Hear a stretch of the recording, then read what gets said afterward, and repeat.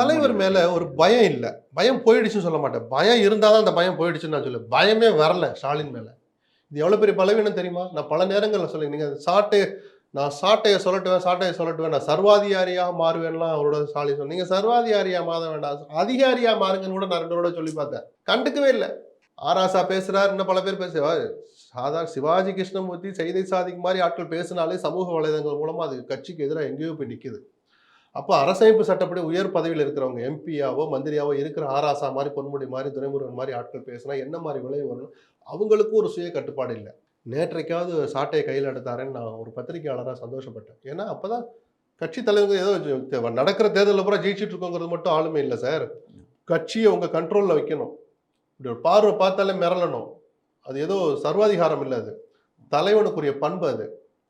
இன்னைக்கு அத காலையில நீக்கு வந்தானே ஓடோடி வர்றீங்க கார் எடுத்துக்கிட்டு விழுப்புரத்துல இருந்து தலைவர்ட்ட பார்த்து மன்னிப்பு கேட்கணும்னு. மேடையில பேசுறபோது ஸ்டாலின் ஒரு நிமிஷம் கண்ணுக்கு முன்னாடி வந்திருந்தா பேசியிருப்பாரு அவரு. விடு பார்த்துக்கலாம். எப்ப பேசலாமா? பேசட்டுமா?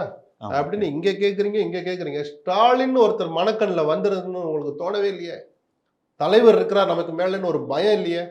அத ஸ்டாலினே நேத்து தான் புரிஞ்சுக்கிட்டாரு.